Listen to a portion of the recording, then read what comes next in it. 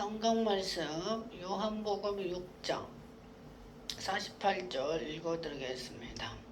내가 곧 생명의 떡이니라. 아멘. I am the bread of life. 예수님께서 하신 말씀입니다. 내가 곧 생명의 떡이다. 요한복음에서는 보리떡 5개 물고기 2마리로 5,000명을 먹이시고 12강주리를 남기셨어요. 근데 여기 47절에 보니까 진실로 너희에게 이르노니 믿는 자는 영생을 가졌나니. 믿는 자, 누구를 믿는 자? 예수 그리스도를 믿는 자. 이 그리스도란 뜻은 기름을 부었다 이런 뜻이에요. 그래서 구약 성경에서 기름을 부은 자는 왕과 대제사장과 선지자, 프로펫이었어요. 이 세 사람에게 기름을 부었는데 예수님께서는 이 세 가지에 속한다 이 말씀이에요. 왕도 되시고 선지자도 되시고 제사장도 되신다. 이 세 가지 그리스도, 예수 그리스도를 믿는 자는 영생, eternal life, 영원한 생명을 맛본다. 그러면서 내가 곧 생명의 떡이다. I am the bread of life. I am the bread of life. 생명. 내가 곧 생명떡이다 이러시면서 너희 조상들은 광야에서 만나를 먹었어도 죽었거니와 이는 하늘로서 내려온 떡이니 사람으로 하여금 먹고 죽지 아니하게 하는 것이니라. 나는 하늘로서 내려온 산떡이니 사람이 이 떡을 먹으며 영생하리라. 나의 줄 떡은 곧 세상의 생명을 위한 내 살이로다 하시니라.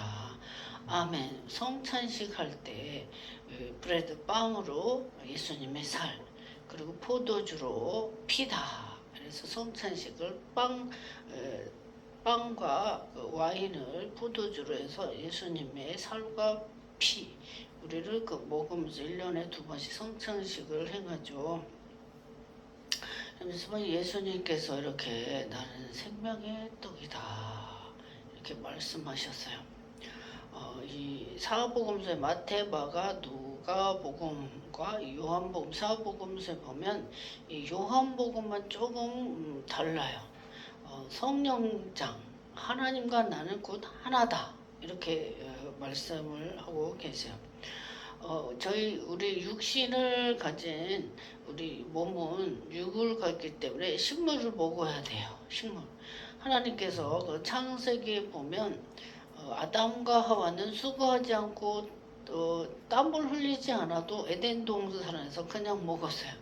근데 어느 날 이 뱀이 하와를 꼬셔서 그 생명나무, 언약, 카버넌트 하나님께서 아담에게 하신 선악과 열매를 먹지 마라. 선악과 열매를 먹는 날에 내가 정령 죽으리라 이랬는데 뱀이 중간에 꼬인 거예요. 하와에게 너 이 과일 모든 과일을 먹지 말라고 했냐 이렇게 반대로 말을 해요. 다 먹고 생명나무 열매만 먹지 말라고 그랬는데 이 뱀이 하와에게 나타나가지고 모든 과일을 먹지 말라고 그랬냐 그러니까 먹지 말라고 한 게 생각이 나거든.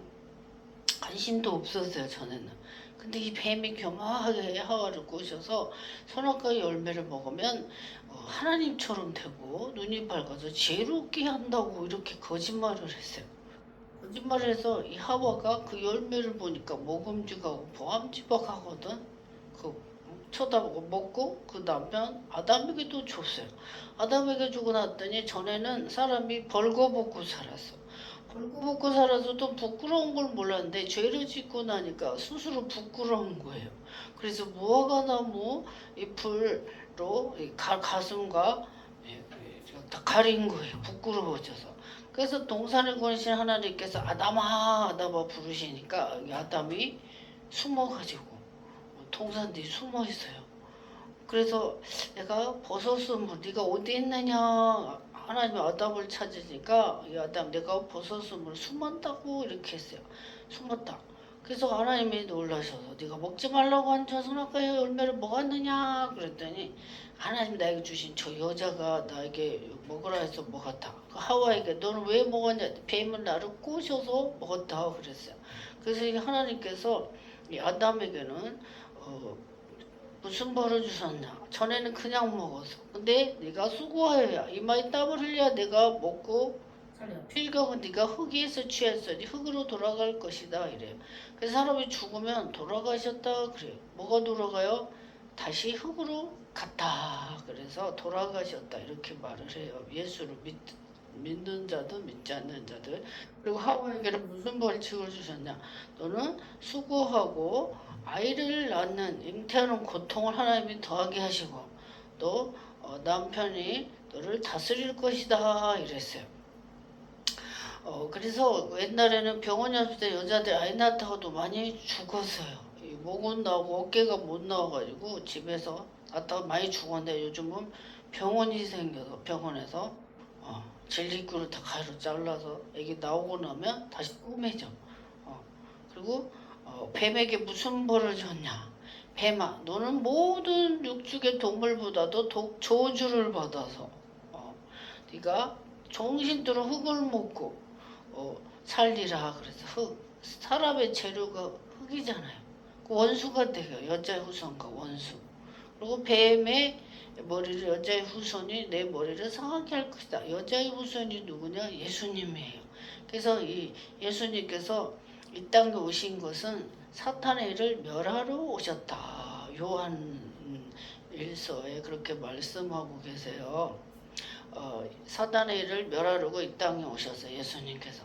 그래서 여자의 후손이 예수 그리스도가 뱀의 머리를 상하게 한다. 뱀은 머리를 잡아야 돼. 저도 5학년 때 뱀을 잡아본 적이 있어요. 저희 고향이 시골이었는데 뒤에가 산이었어요. 그 집 뒤쪽으로 작은 밭이 있었어요. 근데 꽃뱀이 큰 꽃뱀이 짝대기만 하고 이렇게 큰 꽃뱀이 있었어. 제가 그걸 잡아가지고 쌀자루에 넣어놓고 아구를 묶어서 담에다 걸쳐놨어요. 근데 뱀을 보면 징그러워요. 하나님께서 저주하신 동물이기 때문에 여자들이 가장 싫어하고 징그러운 게 뱀이에요. 징그럽게 저주를 받았기 때문에. 근데 이 뱀의 습성은 틈만 있으면 나가요. 그래서 비료부대, 촘촘한 비료부대에 묶어서 놔둬야 되는데 쌀자루에다가 했더니 이렇게 두꺼운 이 꽃뱀이 제가 5학년 때니까 놀고 집에 왔더니 도망가고 흔적도 없이 도망가고 사라졌어요. 죽을 힘을 다해서 그 촘촘한 그 쌀자루 그거를 힘껏 해서 빠져서 나가서 도망간 거죠. 그래서 이 뱀은 틈을 주면 안 돼.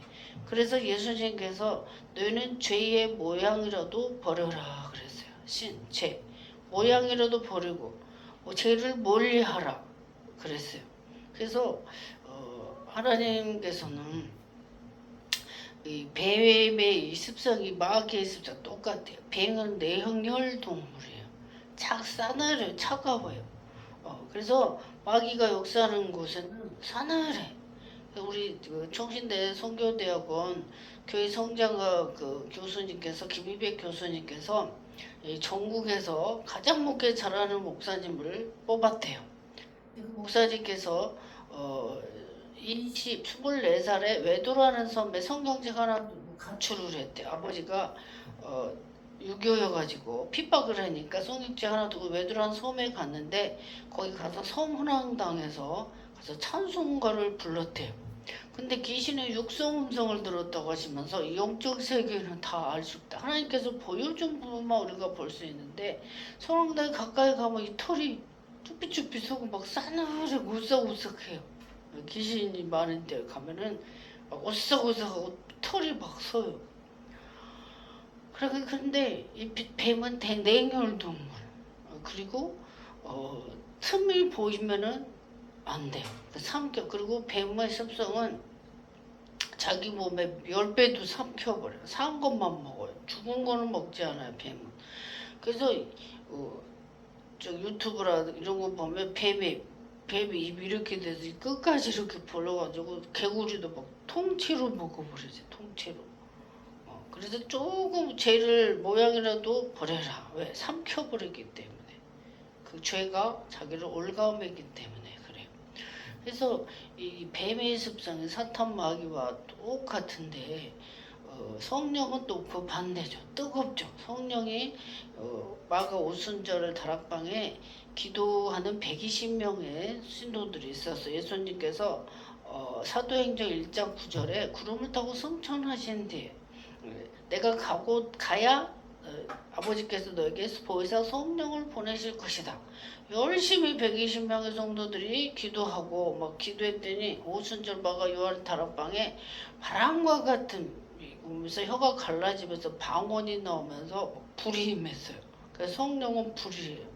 근데 마귀는 싸늘하고 서늘해요. 반대예요. 네. 그래서 우리는 그 예수님께서 내가 곧 생명의 떡이다 말씀하셨듯이 죄는 항상 죄와 벌, 선과 악 이렇게 공존을 하는데 신앙생활을 못하도록 이 사탄이 흙을 먹고 살리라. 영적인 말씀이죠. 자꾸 사람을 넘어지게 하고 그 영혼을 갉아먹는 거죠. 제가 그 신학교 시절에 뉴 에이지 음악에 대해서 연구하게 됐어요. 과제가 있어서 뉴 에이지 음악이 됐는데 사탄의 음악이죠. 사탄을 찬양하고 막 숭배하는 거죠. 그 락 같은 그 음악 그거 하고 나면은 막 청소년들이 엄청 막 자살을 하고 이러는데 그 음악의 마귀가 지배하기 때문에 그래요. 제가 그때 신학교를 졸업했는데 서강대 어떤 그 대학생이 CD를 선물을 줬어 2개짜리. 근데 그거 틀어놓고 음악을 틀어놓고 잠이 들었는데 보니까 그런 음악이죠. 사탄을 숭배하는 거. 그 CD를 제가 버려버렸어요. 그러니까 음악도 2가지 음악이 있어. 하나님을 찬양하는 음악과 세상, 마귀를 찬양하는 숭배하는 음악이 있어요. 그 각 세계 나라를 보면 그 태국이나 인도나 여기는 불교 나라잖아요. 불교 나라인데 그 춤의 그 문화가 거기 그 숭배하는 그 자기 나라의 신을 숭배하는 춤이에요. 그래서 우리는 그 음악도 잘 구별해서 들어야 된다. 그 우리 영혼을 이 마귀가 좀처럼 뭐 갉아먹잖아요. 그래서 거기에 뺏기게 되면 마귀가 좋아하는 일을 하는 거죠. 하나님은 빛이시기 때문에 하나님의 성령이 충만한 자는 건강해요. 정신도 건강하고 신체도 건강해요. 근데 마귀의 지배를 받는 자는 그 영혼이 병이 들고 신체도 마찬가지요. 그래서 귀신 들린 사람의 특징을 보면 밤에 활동을 해요. 주로 낮에는 자고 밤에 활동해. 마귀가 지배하기 때문에. 그래서 전에 그 제가 안산에서 살 때 집사 때인데 교회 그 어떤 권사님께서 자기 아들이 귀신이 들렸대요. 28살짜리가 청년이 귀신이 들렸는데 뭐 우리가 4명이 가서 목사님, 사모님, 권사님 저 4명이 가서 열심히 찬양하고 기도하고 막 그 귀신 쫓아내려고 막 찬송가를 열심히 부르면서 막 기도했는데 저희 목사님을 자꾸 대적을 해요. 목사님을 막 그루스더라고 막 대적을 하고 우리 예배 드리고 있는데 등을 돌리고 정신없게 산만하게 그리고 막 상처가 많아요 몸에. 차다니는데 막 누워있고 불에도 넘어지게 하고 이 사탄이 그 사람을 죽이려고 멸망시키려고 불에도 넘어지게 하고 또 막 길에 차다니는데 막 다니게 스스로 상하게 해요. 자기 몸을 상하게 할 자가 없네. 마귀가 속에서 지배를 하니까. 그리고 또 어떤 사람을 또 다른 분을 봤는데 엄마가 무당이어서 무당인데 아들은 집사예요. 집사님인데 양심 역사를 해요. 지하철 다니는데 지하철 앞에 서서 막 하나님 예수님 찾는데 자기 기차 지나가면 죽잖아요. 입으로는 하나님 예수님을 찾는데 하는 행동은 마귀가 끌고 다니는 거예요. 그래서 그 집안에 우상숭배가 센 집이 있어요. 그 집안 윗대에서 무당, 제사지로 귀신 섬기는 이런 집들은 교회를 다니면서도 양심 역사를 해요. 마귀, 성령도 가끔 역사했다. 마귀도 역사했다. 그 유전자까지 세포까지 다 그 마귀의 그게 흐르기 때문에 신앙생활 하기가 굉장히 힘들어요. 그래서 그런 사람들은 일반 사람보다 10배, 100배 더 성경을 많이 읽고 더 기도하고 피나는 노력을 해야 그거를 이겨낼 수가 있어요. 자기가 마귀 사탄의 일을 하는지도 모르고 속아요. 자기 자신도 속아. 제가 오랫동안 영적인 사역을 하다 보니까 20대 때도 귀신을 쫓아내고 또 일본에 가서도 3일 금식 시켜서 그 세계 선교교회에 가서 2003년도에도 3일 금식을 보내서 귀신 들린 자를 쫓아내게 하시고 지금도 그 영적 일을 하고 있는데 이 사단은 아주 교묘하게 그 성령도 거스르고 죄종도 막 가끔 희롱을 하고 뭐 그래요. 그래서 이 마귀 들린 자는 여기 성경에도 사도행전 16장에 보면 바울과 신라가 복음을 전하러 갔잖아요. 그 전반은 소녀가 있었어. 전반은 소녀가 그 귀신 그 주인이 그 소녀를 샀어.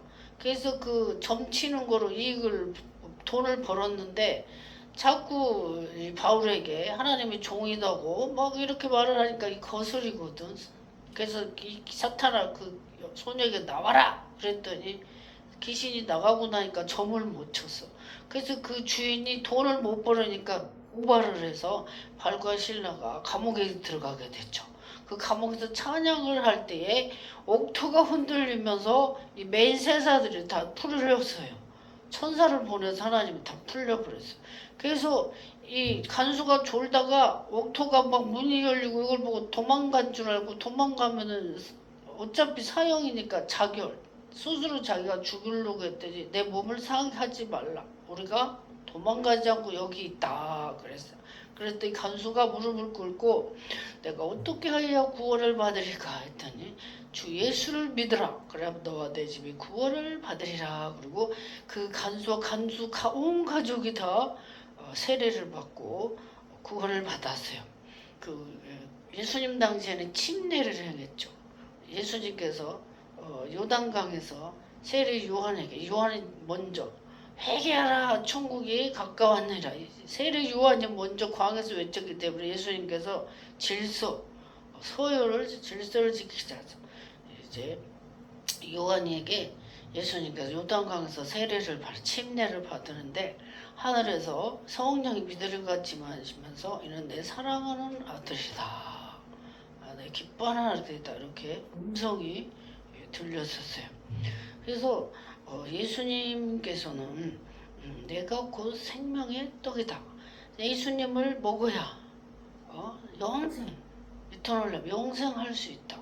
예수를 먹어야 어떻게 먹어야 되냐?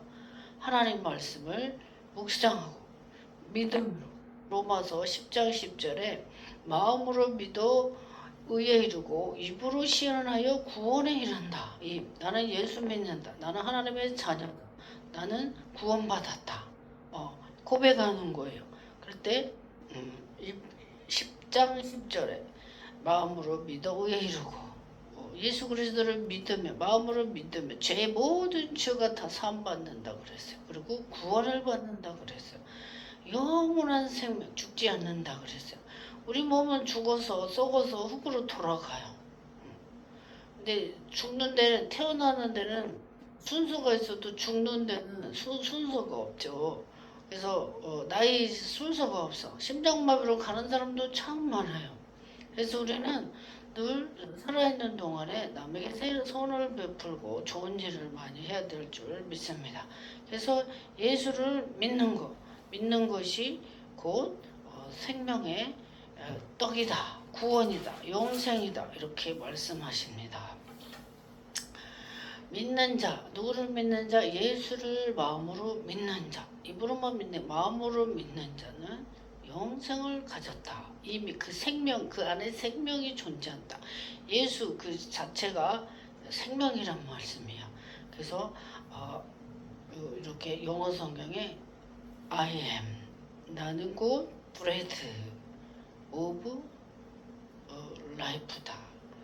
떡이고 생명이다. 이래요. 그래서 예수를 믿는 자는 스스로 자기 생명을 가졌다. 그렇게 믿으시면 돼요. 마음으로 믿어서.